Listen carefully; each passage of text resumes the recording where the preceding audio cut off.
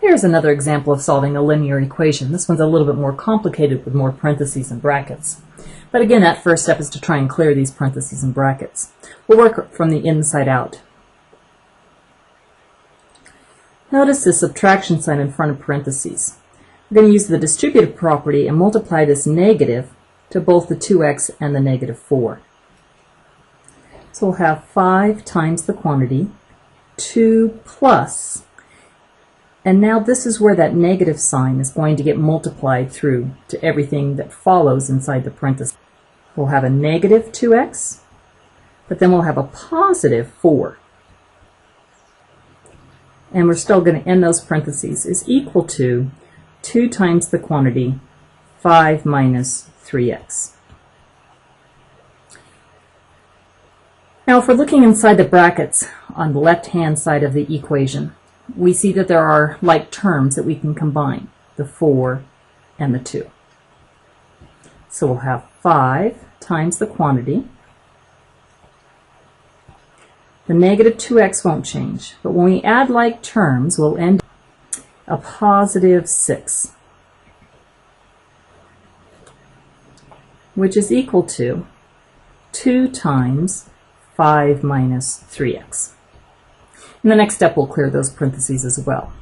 So if you notice on both sides of the equation, we still have parentheses. Let's use the distributive property one more time and clear those parentheses.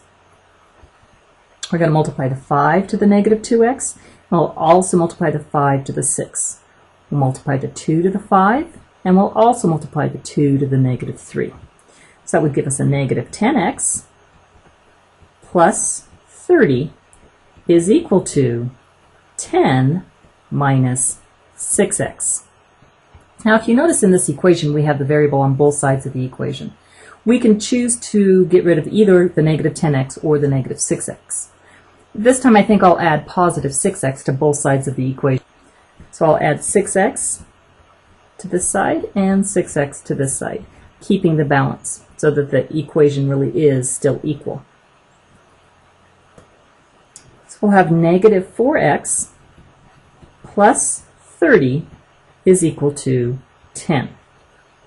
So we need to try and get x alone. There's both a negative 4 with it and a 30. We'll get rid of the furthest thing first, which is 30. So we'll add a negative 30 to both sides of the equation. That gives us negative 4x is equal to negative 20. Well, x is not alone. It's being multiplied by negative 4. So in order to get x alone, I'm going to multiply both sides of the equation by a negative 1/4.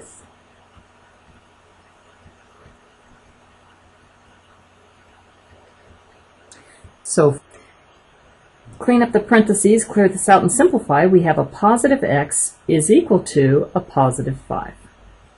Now, anytime that you want to check your answer, you can always put it back into the original problem. This is a very good idea when you're taking a test to make sure that the answers you're giving me are correct.